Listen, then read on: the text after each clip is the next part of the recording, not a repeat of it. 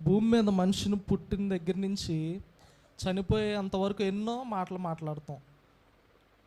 ఆ మాటలు, కొన్ని మాటలు మనం ఆశీర్వదింపబడడానికి దారి తెస్తాయి, కొన్ని శాపగ్రస్తం అవడానికి దారి తీస్తాయి. మనుషుల్ని బాగు చేయాలన్నా మాటలే, మనుషుల్ని నాశనం అయిపోవాలన్నా మాటలే. కాబట్టి ఒక మనిషి సగటు 3000 పదాలు మాట్లాడతాడంట. మనుషులు రోజుకి సుమారు వారు దైనందిన జీవితంలో ఒకరోజు 3000 పదాలు మాట్లాడతారంట. అయితే మగవాళ్ళ కంటే ఆడవాళ్ళు ఎక్కువగా మాట్లాడతారంట. మనం కనుక ఒక బాబుకి ఒక కారుని ఇచ్చామనుకో, వాడు ఏం చేస్తాడు? బొయ్యి జొయ్యి అనే కారుతో ఆడుకుంటాడు. అలాగే ఒక పాపకి బొమ్మ ఇచ్చామనుకో, ఆ పాప ఏం చేస్తుంది? దానికి జడ వేసి బొట్టు పెట్టి ఆడుకుంటూ స్నానం చేపియాలి, బొట్టు పెట్టాలి, జడ దువ్వాలి, గాజులు వేయాలి అని మాట్లాడుకుంటా ఆడుకుంటూ ఉంటారు. కాబట్టి మనుషులు ఎన్నో మాటలు మాట్లాడుతూ ఉంటాము. అయితే ఈ మాటలన్నీ ఎవరు వింటున్నారండి? దేవుడు. మనం సృష్టించిన సృష్టికర్త అనే ఆయన ఉన్నాడు. మనం మాట్లాడిన ప్రతి మాట ఆయన ఆలకించేవాడుగా ఉన్నాడు. చిన్న ప్రార్థన చేసుకుని వాక్యం మీద అర్థం మనం వాక్యంలో ముందుకెళ్దామండి. మహాగండ సర్వశక్తిమంతుడ జీవాధిపతి అయిన యేసయ్య, మీ పరిశుద్ధమైన నామను బట్టి స్తోత్రము తండ్రి. నుంచున్నవాడును నేను అల్పుడును నాయన. అయా నా నోటికి మీరు ఉండండి ప్రభా, నా నోట్లో మీరు ఉండండి నాయన. అయా నా నాలుకకి ప్రభా మీ వాక్యాన్ని అందించండి ప్రభా. పరిశుద్ధాత్ముడా నాలోనికి రండి, మీరు నాలో ఉండి మీరు మాట్లాడమని ప్రార్థిస్తున్నాం ప్రభా. మీ కార్యములు జరిగించమని ప్రార్థిస్తూ నాజడైన యేసుక్రీస్తు వారి నామమున బట్టి అడిగి వేడుకొంచున్నాము తండ్రి, ఆమేన్. ఎఫెసీయులకు రాసిన పత్రిక 4వ అధ్యాయం 29వ వచనము. ఎఫెసీయులకు రాసిన పత్రిక 4వ అధ్యాయం 29వ వచనము. మనం వినువారికి మేలు కలుగునట్లు అవసరమును బట్టి క్షేమాభివృద్ధికరమైన అనుకూల వచనమే పలుకుడు కానీ దుర్భాష ఏదైనాను మీ నోట రానీకుడి. చాలండి. ఇక్కడ వినేవారికి క్షేమం కలగాలంటే, వారు అభివృద్ధి చెందాలంటే ఆ అవసరం బట్టి వారికి ఏం చేయాలంట? అనుకూల వచనమే మాట్లాడాలంట. అయితే దుర్భాష ఏదైనాను మీరు నోట రానీకుడి. చక్కగా ఇప్పుడు మనం అందరం కూర్చుని ఉన్నాం. అందరూ మందిరానికి వచ్చినప్పుడు ఏం చెప్పుకుంటాం? వందనాలు చెప్పుకుంటామా? ఒకసారి వందనాలు చెప్పుకోండి పక్కన వాళ్ళందరికీ. అందరికి వందనాలు. God bless you. అందరూ చెప్పండి, పర్లేదు, మంచి మాటలు చెప్పుకోవచ్చు. గాడ్ బ్లెస్ యూ, మీరు ఆశీర్వదింపబడుదురుగాక, మీరు దీవింపబడుదురుగాక, అలా మాట్లాడుకోవచ్చు. ఇవి మంచి మాటలే. దేవుని మందిరంలో దేవుడు కూడా ఏమన్నా చూస్తూ ఉంటాడు. అరే సంఘం ఎలా ఉంది, సంఘ బిడ్డలు ఎలా మాట్లాడుకుంటున్నారు అని ఆ మర్యాదని, ఆ క్రమాన్ని దేవుడు చూస్తూ ఉంటాడంట. అయితే మన మాటలు వినేవారికి క్షేమాభివృద్ధికరంగా ఉండాలంటే ఆ అనుకూల వచనాలే మాట్లాడాలి. కొంతమంది బైబిల్లో ఉన్నారు, వారి మాటల వల్ల కొన్ని కోల్పోయారు. వారు ఎవరంటే మోషే గారండి. ఇందాక దైవ సేవకులు చెప్పినట్టు మోషే గారు మంచి ప్రవక్త, ఇశ్రాయేల్ సైన్యాన్ని బాగా నడిపించినవాడు. ఆయన గురించి దేవుడే స్టేట్మెంట్ ఇచ్చాడు, నా ఇల్లు అంతటిలో నమ్మకస్తుడు, భూమి మీద ఉన్న అందరికన్నా అతను సాత్వికుడు. ఇలాంటి అతని గురించి దేవుని వాక్యం ఏమని సెలవిస్తుందంటే, సంఖ్యాకాండము 20వ అధ్యాయము 8 నుండి 12 వచనాలు చదువుకుందామండి. సంఖ్యాకాండము 20వ అధ్యాయము. నీవు నీ కర్రను తీసుకొని నీవును నీ సహోదరుడు అహరోనును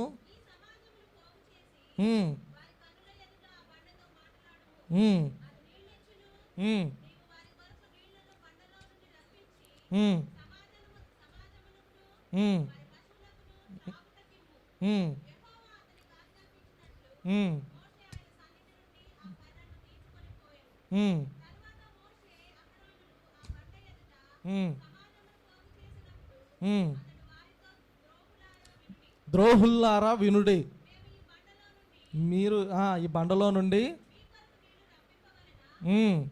ఉమ్, ఉమ్, ఉమ్, ఉమ్. చాలండి. చదవబడిన వాక్యం ఇశ్రాయేలీల సైన్యాన్ని మోషే గారు నడిపిస్తున్నారు.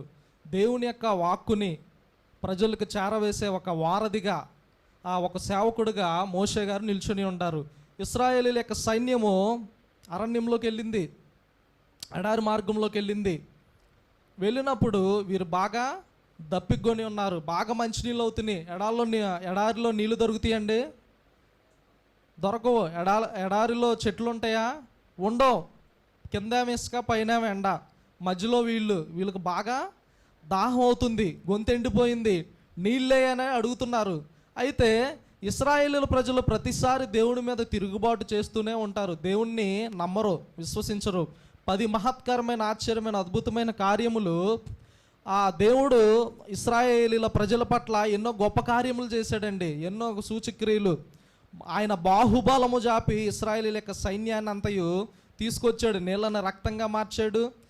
అలాగే వారి యొక్క పంటలన్నీ కూల్చివేశాడు, వడగండ్ల వర్షం కురిపించాడు. అలాగే వారి యొక్క దేశమంతా చెమ్మ చీకటి కలిగి చేశాడు. ఇలా చెప్పుకుంటూ పోతే ఎన్నో ఉన్నాయి. 10 మహత్కరమైన ఫరో ఎదుట దేవుడు చేసి ఆయన బహుబలము జాపి ఫరో 2 చేతులు ఎత్తేసి ఇక తీసుకెళ్ళిపో, ఈ ప్రజల్ని బానిసత్వం నుండి నువ్వు తీసుకెళ్ళిపో, నా వల్ల కాదు, ఇంక చాలు, ఇంక మేము బాధపడింది చాలని ఇశ్రాయేల్ సైన్యాన్ని నడిపించారు.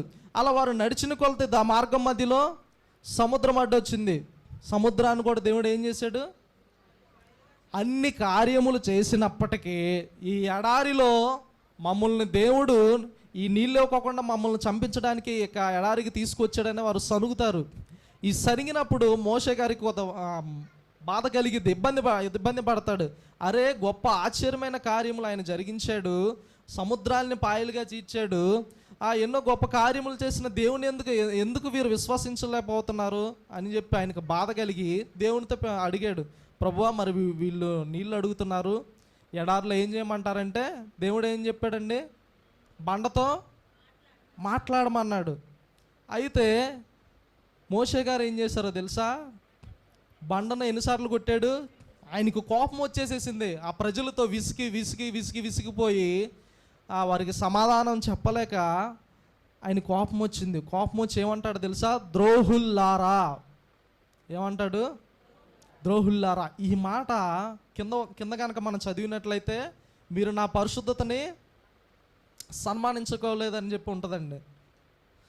అదే 20వ అధ్యాయం సంఖ్యాకాండము 13వ వచనం కనుక మనం చదివినట్లయితే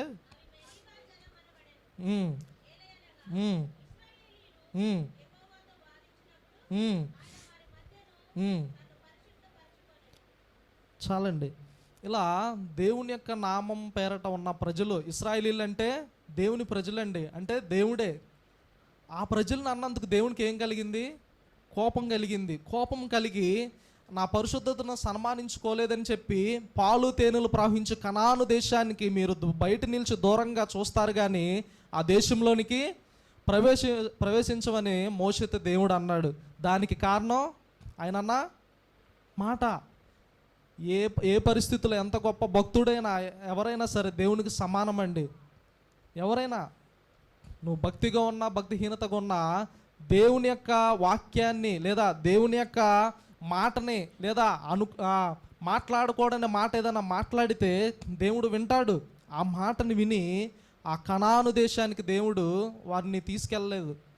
నువ్వు బయట నుంచి చూస్తా కానీ ఆ దేశంలోనికి ప్రవేశించమని అని చెప్పాడు. అలాగే దేవుడు మాట్లాడమంటే వీళ్ళు ఏం చేశారు? 2 సార్లు కర్రబెట్టి కొట్టాడు. మన మోషే గారిని మనం చూసినట్లయితే ఆయన గురించి గొప్ప స్టేట్మెంట్ ఇచ్చాడండి దేవుడు. ఏమనంటే సంఖ్యాకాండం 12వ అధ్యాయం 3వ వచనము. యెహోవా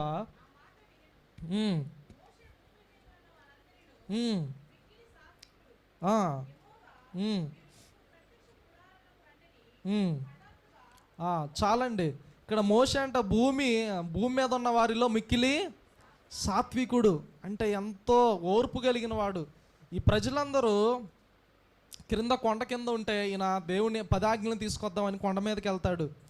కొండ మీదకి వెళ్ళినప్పుడు 40 రాత్రులు పగళ్ళు ఆ కొండ మీద దేవుని యొక్క వాక్యాన్ని దేవునితో సంభాషిస్తూ మాట్లాడుతూ గడుపుతూ ఉంటాడు. ఈ ప్రజలేమో కింద నాట్యం ఆడుతూ దూడన చేసి విగ్రహం చేసి పూజిస్తూ ఉంటారు. అయితే ఈ సన్నివేశం జరిగినప్పుడు దేవుడు అంటాడు కదా, మోషే నీ కుటుంబాన్ని నీ సంతతిని నేను ఆశీర్వదిస్తా, ఇదిగో ఈ ప్రజలు నేను ఇక్కడ తుడిచిపెట్టేస్తాను, వీరు నాకు ప్రతిరూపంగా ఒక దూడని చేసుకుని ఇదే దేవుడు, ఇదే మన యొక్క ఐగుప్తు నుండి తీసుకువచ్చిన యొక్క దేవుడు ఇతడే అని చెప్పి వారు ఆరాధిస్తున్న యొక్క భావనను చూసి ఆ యొక్క సన్నివేశాన్ని చూసి దేవుడు కోపం రగులుకుంటుందండి. అయితే మోషే అంటాడు కదా, ప్రభువా ఇశ్రాయేలీల ప్రజల్ని ఇక్కడ ఈ ప్రాంతంలో నాశనం చేయడానికే వీరిని తీసుకొచ్చారని చెప్పి మీ నామం అవమానం పడిద్ది ప్రభు, వద్దు నాయన దేవుణ్ణి వేడుకుంటాడు. ఇశ్రాయేల్ ప్రజల్ని తుడిచిపెట్టొద్దు ప్రభువా, వారిని నాశనం చేయొద్దు ప్రభు అని దేవుణ్ణి బతిమలాడుకుంటాడండి. యాక్చువల్గా ఆయన నిజంగా స్వార్థపరుడైతే నా కుటుంబం బాగుందిలే, ఇంకా వాళ్ళందరూ నాశనం అయిపోయినా పర్లేదని అనుకున్నట్లయితే ఈరోజు ఇశ్రాయేలుల గురించి మనము మాట్లాడుకునే వాళ్ళం కాదు. ఆ యొక్క కొండ దగ్గరే ఆ యొక్క అరణ్యంలోనే ప్రజలను నాశనం చేసినట్లయితే దేవుని నామము మహిమపరచబడేది కాదు. కానీ ఈయన దేవుని బతిమలాడుకున్నాడంట, అందుకే ఈయన సాత్వికుడు అయ్యాడు, మిక్కిలి సాత్వికుడు. అలాంటి సాత్వికుడే దేవుని యొక్క పరిశుద్ధతను సన్మానించుకోలేక దేవునికి విరోధంగా పాపం చేశాడు. దీనికి కారణము నోటి మాటలు. జాగ్రత్త అండి, మనం మాట్లాడేటప్పుడు కొన్ని సన్నివేశాలు కొన్ని మాటలు కోపంలో ఉన్నప్పుడు అస్సలు మాట్లాడొద్దు. మనిషికి కోపం వచ్చినప్పుడే ఏం మాట్లాడుతున్నారో కూడా అర్థం కాదు, నోటికి వచ్చిందలా మాట్లాడుతూ ఉంటారు. కోపం వచ్చినప్పుడు సైలెంట్గా ఉండండి, లేదా బయటికి వెళ్ళిపోండి. కాసేపు 10 నిమిషాలు ఆగిన తర్వాత వస్తే ఆ కోపం అంతా తగ్గిన తర్వాత ఒక ప్రశాంతంగా ఉన్నప్పుడు మాట్లాడండి. కోపంలోనే ఎక్కువ మనిషి పాపం చేయడానికి లేదా తోలనాడి మాట్లాడడానికి అవకాశం జరిగిద్ది. ఇక్కడ మోషే కోపంతో ఉన్నాడు, ఉండి ద్రోహుల్లారని చెప్పి ఆ ఇశ్రాయేలీల ప్రజల్ని అన్నందుకు దేవుడు పాలు తేనెలు ప్రవహించు కనాను దేశానికి వెళ్ళకోకుండా ఆపగలిగాడు. కాబట్టి మన మాటలు చాలా జాగ్రత్తగా ఉండాలి, పరిశుద్ధంగా ఉండాలి. అలాగే మోషే గారి గురించి 12వ అధ్యాయం సంఖ్యాకాండం 7వ వచనం కనుక మనం చదివినట్లయితే, అతడు నా ఇల్లంతటిలో చాలండి, దేవుని యొక్క ఇల్లంతటిలో ఆయన నమ్మకస్తుడిగా జీవించాడంట. అలాంటి గొప్ప సాక్ష్యం పొందిన ఆయన ఈ చిన్న మాటతో ఆ పాలు తేనెలు ప్రవహించు కనాను దేశానికి చేరలేకపోయాడు. కాబట్టి మన మాటలు చాలా పరిశుద్ధమైనగా ఉండాలి, వినువారికి మేలుకరంగా ఉండాలి. మన మాటలు మనకే శాపాన్ని తెచ్చుకునే విధంగా, మన మాటలు మనకే నష్టాన్ని తెచ్చుకునే విధంగా ఎప్పుడు ఉండకూడదు. మన మాటలు ఎలా ఉండాలంటే ఒక సంబంధాన్ని కలిపే విధంగా ఉండాలి. ఒక ఇద్దరి మధ్య సన్నిహితం లేదా వారి యొక్క సంబంధాలు కోల్పోవడానికి కూడా మాటలే కారణం. ఈ మాటలు చాలా ప్రభావితం చూపుతాయి. బైబుల్ అంటుంది, ఏమని అంటుందో తెలుసా? ప్రసంగి గ్రంథం సామెతలు 10వ అధ్యాయం 19వ వచనము. సామెతలు 10వ అధ్యాయం 19వ వచనము. విస్తారమైన మాటల్లో దోషముండక మానదు, తన పెదవులను మూసుకొనివాడు బుద్ధిమంతుడు. విస్తారంగా అదుపు లేకుండా కొంతమంది చెవులు కొరికేసుకుంటూ ఉంటారు, మాట్లాడుతూనే ఉంటారు. ఈ విస్తారమైన మాటల్లో ఏముంటుందంట? దోషం. ఎవరి గురించి మాట్లాడుకుంటారంటే పక్కన వాళ్ళ గురించి. మనకెందుకండి, మంచి చేయగలిగితే చేయండి, లేదంటే లేదు. ఎందుకు చెడుగా మాట్లాడుకోవడం, చెడుగా ప్రచారం చేసుకోవడం? దానివల్ల మనకేమైనా ఆశీర్వాదం ఏమైనా వచ్చిద్దా? ఏమీ రాదు. దానివల్ల మనం కీడికే నష్టాన్ని తెచ్చుకోగలుగుతాం. అలాగే కీర్తనల గ్రంథం 39వ అధ్యాయం 1వ వచనం కనుక మనం చదివినట్లయితే భక్తుడు ఈ విధంగా అంటున్నాడు, నా నాలుగుతో పాపము చేయకుండానట్లు నా మార్గంలో జాగ్రత్తగా చూచుకుందును. భక్తిహీనులు నా ఎదుటనున్నప్పుడు చాలండి. మనుషునికి పాపానికి మెయిన్ కారణం ఏంటో తెలుసా? ఏంటది? నాలుకతో పాపం చేయకుండానట్లు నా మార్గాన్ని జాగ్రత్తగా చూచుకుంటాను. భక్తిహీనులు నా ఎదుట కొంతమంది ఉంటారు, రెచ్చగొడతా ఉంటారు. మనం దేవుణ్ణి నమ్ముకున్న మన యొక్క మౌనత్వాన్ని చూసి లేదా దేవుడు తగ్గమన్న ఆ యొక్క ఇదిని చూసి రెచ్చగొడతా ఉంటారు.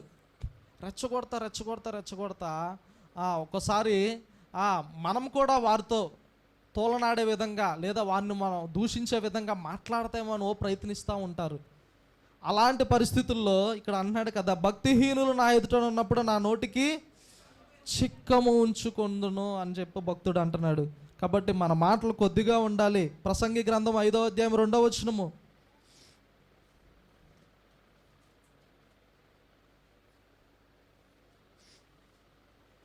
ప్రసంగి గ్రంథం 5వ అధ్యాయం 2వ వచనము. నీవు దేవుని సన్నిధిని అనాలోచనంగా పలుకుటకు నీ హృదయమును త్వరపడనీయకము.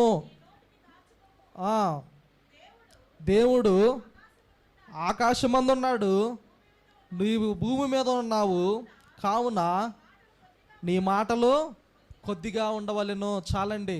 మన మాటలు ఎలా ఉండాలి? కొద్దిగా ఉండాలి. పైన ఎవరున్నారు? కింద మనమున్నాం. కాబట్టి మన మాటలు కొద్దిగా ఉండాలంట. దేవుని సన్నిధిలో మనం అనాలోచితంగా మాట్లాడకూడదంట. మన హృదయాన్ని త్వరపడనివ్వకూడదంట. కాబట్టి దేవుని మందిరంలో ఉన్నప్పుడు మంచి ప్రవర్తన కలిగి ఉండాలి. మన మాటలు చక్కగా, ఒకవేళ ఇక్కడి నుంచి బయటికి వెళ్ళిన తర్వాత కూడా మనం మంచి ప్రవర్తన కలిగి ఉండాలి. ఈ లోకం చూస్తూ ఉంటుంది, అరే వీళ్ళు క్రైస్తవులు కదా, వీరే చర్చిలో చక్కగా మౌనంగా బైబిల్ పట్టుకొని బాగానే వెళ్తారు, కానీ బయటకు వచ్చినప్పుడు ఏంట్రా వీళ్ళు ఇలా మాట్లాడతారని కొంతమంది అనుకుంటారు. ఒకరి ప్రవర్తన బట్టి మారగలిగిన వారు కూడా ఉన్నారు. ఈ లోకంలో మదర్ తెరిసా అని ఒక ఆమె ఉంది. ఆమె ఉండేది, ఆమె ఎంతో పరిచర్య చేసింది మన దేశానికి. అన్ని జనుల మధ్య, మూర్ఖుల మధ్య ఎంతో దేవుని అంటే ఎరుగని, ప్రేమ అంటే ఎరుగని వారి మధ్య ఎంతో సేవ చేసింది. కుష్టు రోగులకి వారి యొక్క కుష్టుతో కలిగిన యొక్క గాయములను కడిగి వారిని ఆదరించింది. ఆ రోజుల్లో కుష్టు రోగం వస్తే బహిష్కరించేవారు. ఆ యొక్క ఊరిలో నుంచి ఎక్కడో ఊరు వెలుపలికి బహిష్కరించేవాళ్ళు. ఎందుకంటే వారి యొక్క కుష్టు రోగము, వారి యొక్క కుష్టు వారికి వచ్చిద్దని చెప్పి వారు బహిష్కరించేవాళ్ళు అండి. అలాంటి పరిస్థితుల్లో దిక్కులేని వారిని, అలా కుటుంబ సభ్యులు వెలివేసిన వారిని చేరదీసి వారి యొక్క గాయములను కట్టి వారిని ఒక ఆశ్రయంగా, వారికి ఉండడానికి ఒక నివాస స్థలం ఏర్పాటు చేసి ప్రపంచమంతటా ఆమెను చూసే విధంగా ఆశ్చర్యపోయిందండి. ఎంతోమంది దేవుణ్ణి ఎరుగని వారు, ఎంతోమంది యేసయ్యను నమ్మని వారు ఆమె యొక్క ప్రవర్తన చూసి దేవుణ్ణి నమ్మగలిగారు, విశ్వసించారు. దానికి కారణము ఆమె యొక్క ప్రవర్తన. ఎందుకంటే ఆమె యేసయ్యను నమ్ముకుంది. ఆమె బ్రతికిన దినాలన్నీ ప్రేమను, యేసయ్య ప్రేమను అలా చూపిస్తూనే ఉంది. ఈరోజు కూడా మన యొక్క పిల్లలు చదువుకునే బుక్స్లో కూడా ఆ యొక్క మదర్ తెరిసా యొక్క జీవితం గురించి ఉంటుంది. ఒక ఆయన, ఈమె ఎవరు అసలు మొత్తాన్ని అందరినీ ఇలా చేస్తుంది, ఈమెను అంతు చూస్తామని ఒక ఆయన వెళ్ళాడంట. ఈమెను అసలు అయిపోయింది, ఈ క్రైస్తవం తీసుకొచ్చి ఇక్కడ పెట్టింది, అసలు ఎవరు ఈమెని నేను ఏదైనా చెయ్యాలని కోపంతో వెళ్ళాడంట. ఆమె చేస్తున్న ఆ పరిచర్యని, ఆ ప్రవర్తనని చూసి ఆయన హృదయం కూడా చలించిపోయిందంట. అరే, ఇంట్లో వాళ్ళు సొంత వాళ్ళే వారిని తరిమేసినప్పుడు ఎందుకు ఈమెకి ఇంత ప్రేమ, వారి పట్ల ఎందుకు ఇంత ప్రేమ అని చెప్పి ఆయన హృదయం కరిగిపోయి ఆయన కూడా మారుమనసు పొందాడంట.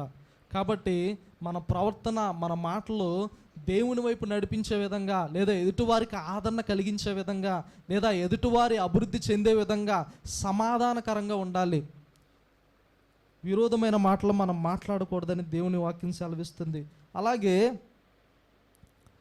సంఖ్యాకాండము 12వ అధ్యాయం 2వ వచనము. వారు మోషే చేత మాత్రమే యెహోవా పలికించనా, ఆయన మా చేతను పలికింపలేదా? చాలండి. సంఖ్యాకాండం 12వ అధ్యాయం అలాగే 9 నుంచి 10 వచనాలు చదువుకుందాం. యెహోవా కోపము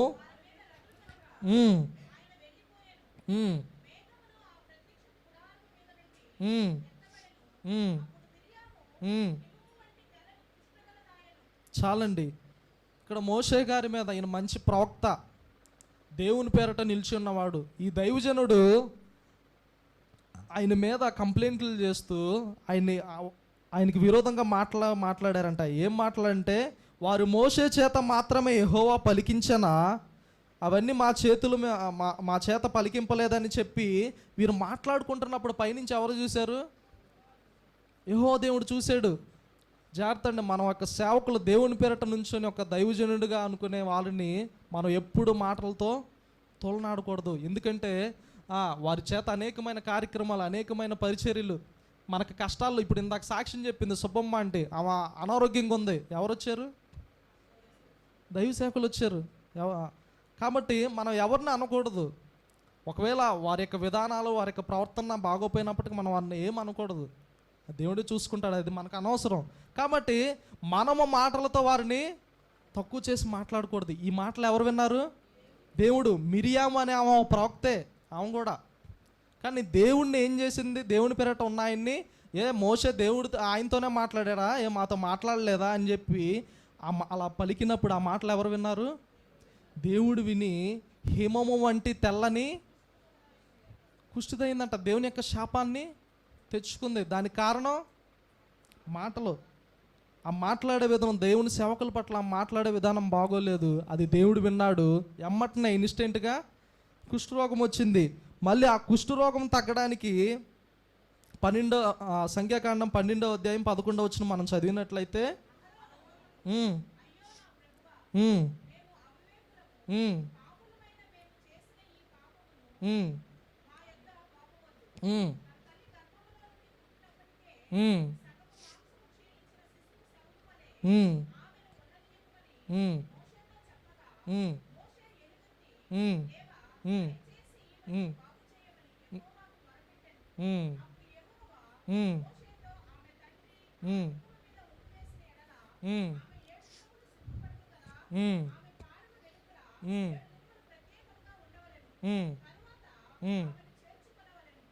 చాలండి.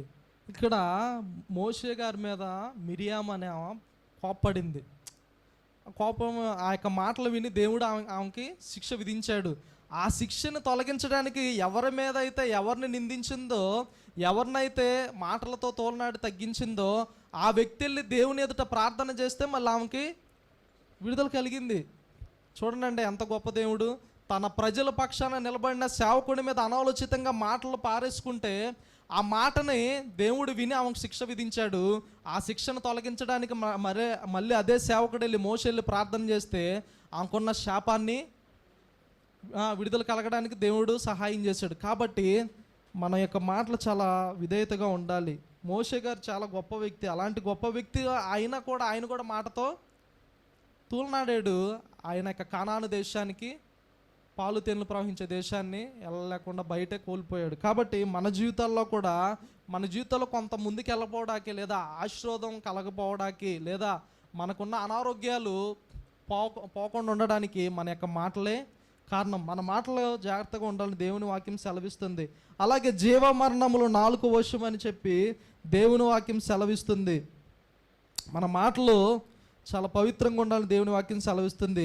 అయితే వీటన్నిటికంటే దేవుడు కీర్తనల గ్రంథం 138వ అధ్యాయం 2వ వచనము,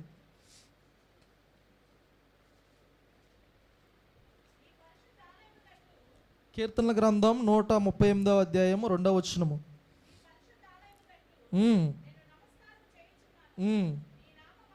నీ నామం అంతటి కంటే నీవిచ్చిన వాక్యమును. చాలండి. ఈ వాక్కునంట దేవుడు ఏం చేశాడు? గొప్ప చేసి ఉన్నాడంట. ఆయన నామానికంటే దేవుని యొక్క వాక్యాన్ని దేవుడు గొప్ప చేసి ఉన్నాడు. కాబట్టి ఆ మాటలు అనేవి ఏవేవి ఉన్నాయో, మన ప్రవర్తన అనేది ఏదైతే ఉందో అది మన జీవితాల్లో దేవునికి అనుకూలంగా ఉన్నట్టు అయితే మన దేవుడు మనల్ని ఆస్వాదించడానికి సిద్ధంగా ఉన్నాడు. మన మాటలు ఎలా ఉన్నాయి, మన ప్రవర్తన ఎలా ఉన్నాయి. అలాగే మనం కనుక యేసు ప్రభు వారు సిలువలో ఉన్నప్పుడు కుడివైపున ఒక దొంగ, ఎడమ వైపున ఒక దొంగ ఉంటారు. ఎడమ వైపున ఒక దొంగ అంటాడు కదా దేవుణ్ణి, నువ్వు నిజంగా దేవుడు అయితే నిన్ను నీవు రక్షించుకొని మమ్మల్ని కూడా రక్షించమని చెప్పి దేవుడు పరీక్షిస్తాడండి. అలా మాట్లాడతాడు. కానీ కుడివైపున్న దొంగ గద్దిస్తాడు అతన్ని. గద్దించి, అరే మనం బతికినంతకాలం దొంగతనం చేసాము, బందిపోట్లుగా జీవించాం, కానీ ఈయన ఏ నేరం చేయలా, ఈయన నిజంగా దేవుడు, నీ రాజ్యంలోనికి నువ్వు ప్రవేశించినప్పుడు మమ్మల్ని కూడా జ్ఞాపకం చేసుకో అని చెప్పి పశ్చాత్తాపడుతూ అడిగినప్పుడు కుడి వైపు ఉన్న దొంగనే దేవుడు ఏమంటాడు తెలుసుగా? నువ్వు నిశ్చయంగా నాతో పాటు. ఏంటి కారణం?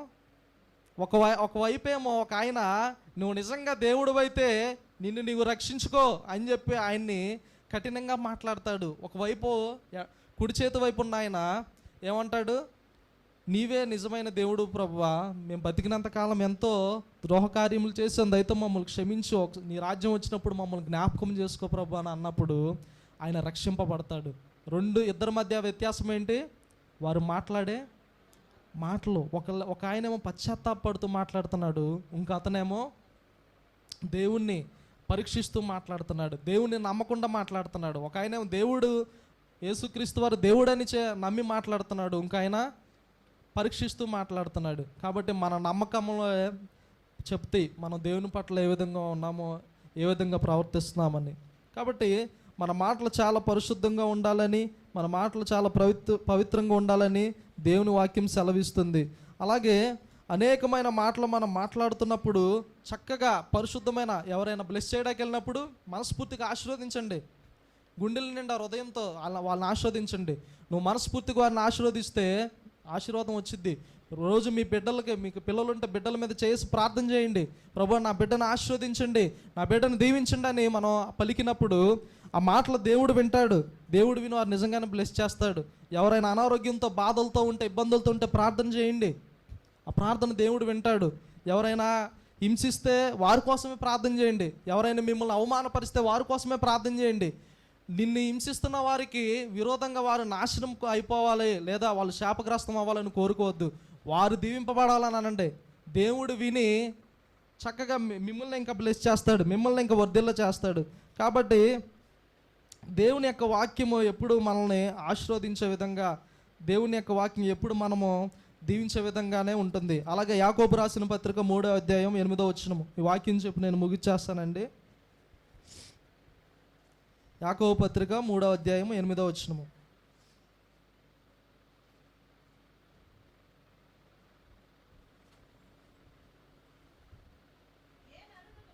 ఏ నరుగుడును నాలుకను సాధు చేయనేరడు, అది మరణకరమైన విషంతో నిండి ఉన్నది.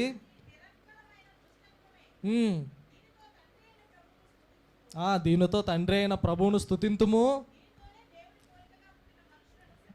చాలండి, ఈ నాలుగుతోనే దేవుణ్ణి ఏం చేస్తామంట? మళ్ళీ ఈ నాలుగుతోనే చదవండి. ఒక్క నోటి నుండియే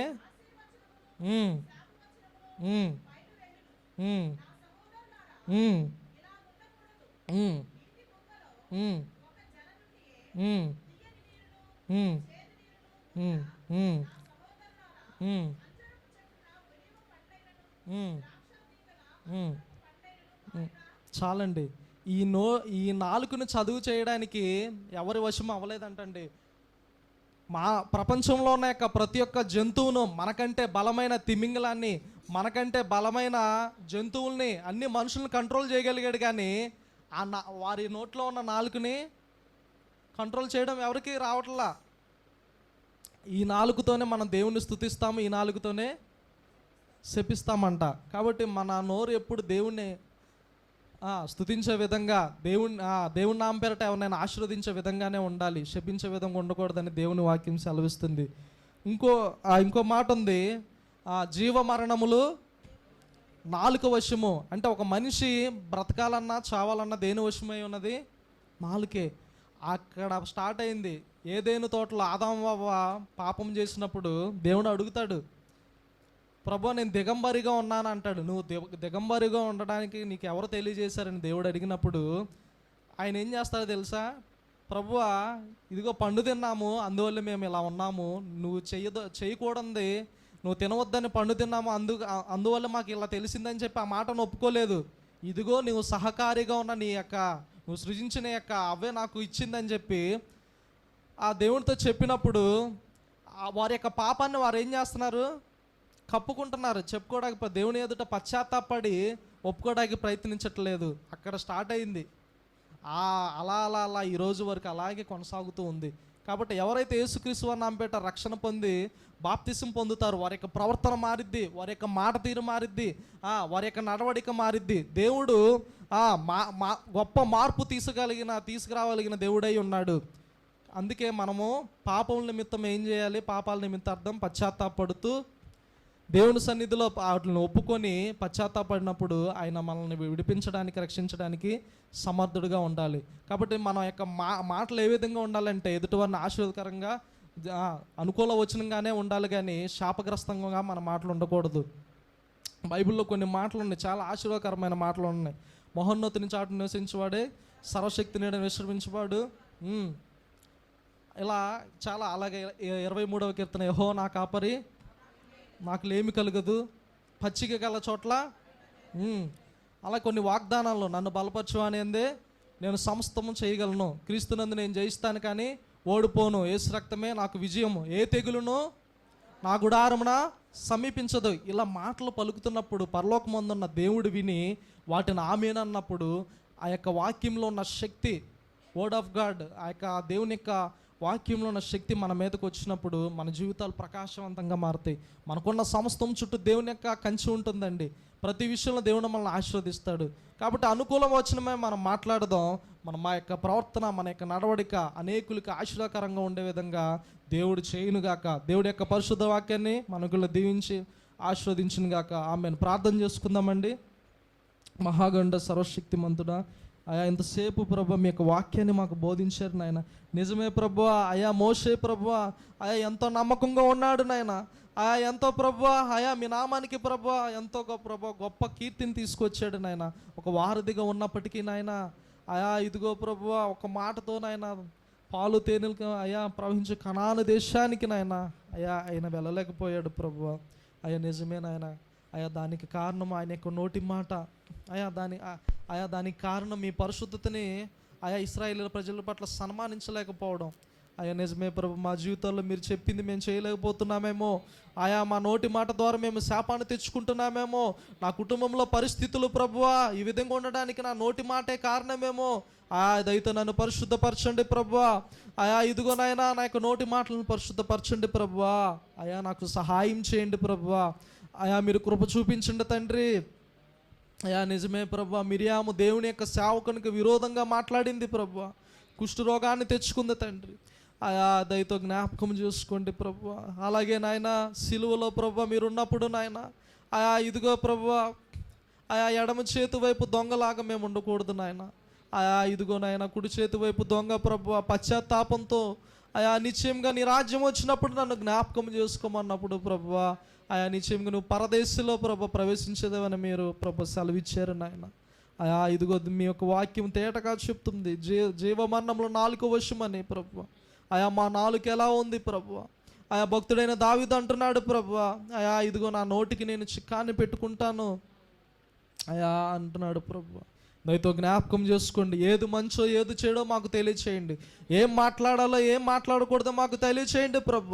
ఆయా ఇదిగో ప్రభు మా నోటి ద్వారా వచ్చిన ప్రతి ఒక్క శాపాన్ని యేసునామములో బంధిస్తున్నాం ప్రభు. యేసునామములో ప్రతి ఒక్క శాపము కొట్టివేయబడును గాక. యేసునామములో ప్రతి ఒక్క బంధకం తొలగిపోవును గాక. యేసునామములో ప్రతి ఒక్కనైనా బలహీనత మాలో నుండి వెళ్ళిపోవును గాక. మేము స్వస్థత పొందకపోవడానికి మా యొక్క నోటి మాట కారణమేమో ప్రభు. అయా ఈ రోజు నాయన మీ సన్నిధిలో పశ్చాత్తాపడుతున్నాం ప్రభు. అయా ఇదిగోనైనా మీ సేవకుల విరోధంగా ఏమైనా మాట్లాడేవేమో దయతో క్షమించండి ప్రభు. అయా మీ చిత్తానికి వ్యతిరేకంగా ఏమైనా మాట్లాడేవేమో దయతో క్షమించండి ప్రభు. అయా పశ్చాత్తాపడుతున్నాం ప్రభు, మమ్మల్ని క్షమించండి. అయా మా నోటిని సాధు చేయండి ప్రభు. అయా మా నోటిని ముట్టండి ప్రభు. మా హృదయాన్ని తాకండి నాయన. మీ కార్యంలో మా పట్ల జరిగించండి ప్రభు. అయా ప్రతి ఒక్కరి జీవితంలో గొప్ప మార్పు తీసుకోవడానికి ప్రభు కేవలం నీ వాక్యమే ప్రభు. మీ మాట నాయన, మీ మాట ప్రభు రెండంచుల గల కటకము గలది నాయన. మీ వాక్యం ఎంతో గొప్పది ప్రభు. నీ నామం అంతటి కంటే ప్రభు మీ యొక్క వాక్యాన్ని గొప్ప చేశారు ప్రభు. అయితే జ్ఞాపకం చేసుకోండి, మమ్మల్ని సరిచేయమని ప్రార్థిస్తూ ఆయా మీ నామానికి మహిమకంతా ప్రభావం చెల్లించుకుంటూ నజరుడైన యేసుక్రీస్తు నామం పెట్టి అడిగి వేడుకుంటున్నాము తండ్రి, ఆమేన్. మంచిదండి, అందరూ లేచి నిల్చుందాం ఈ సమయంలో.